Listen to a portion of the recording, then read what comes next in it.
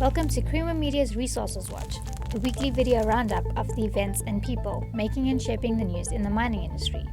This week, new acid mine water process has huge agri potential in arid areas. Women representation in South Africa's mining industry now 10%. And mine closure rehabilitation getting more attention from regulators. The newly developed process that yields handsome profits by converting acid mine water into valuable fertilizer materials also has the potential to process South Africa's large volumes of currently unusable brackish groundwater. The regen from the acid side, so you put nitric acid in and you get effectively sodium nitrate coming out. So if you've got sodium nitrate, what do you do with it?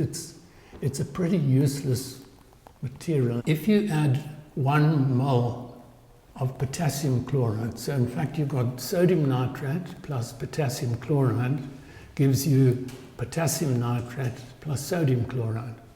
Very simple. Potassium chloride costs about R5.50 a kilo. Potassium nitrate is upwards of R13 a kilo.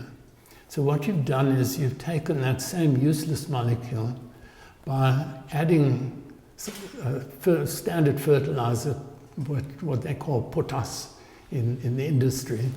You then come out with potassium nitrate, which is the creme de la creme of fertilizers. So that's what makes the whole thing profitable. Women representation in the South African mining sector has grown from 7% to 14% at the start of 2015.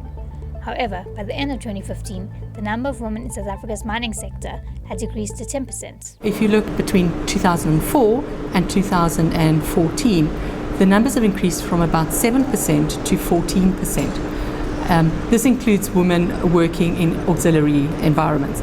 The 2050 numbers are slightly lower again. It's gone down to 10%, and these come from the DMR stats.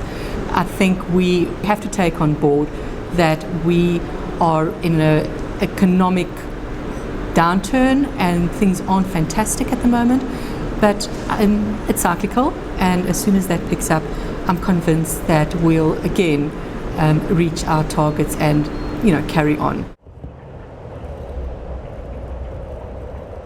Regulators worldwide are starting to pay more attention to mine closure and rehabilitation strategies because there are more unplanned closures in this economic cycle and far greater public awareness of the issues concerning mine closure and rehabilitation. There's been a lot of work done recently around how we plan for mine closure, and you will increasingly see references to integrated mine closure planning, or even in some circles, life cycle planning rather than closure planning. So really a consideration of, before we even think about mining, what are we going to be doing when we finish this temporary land use?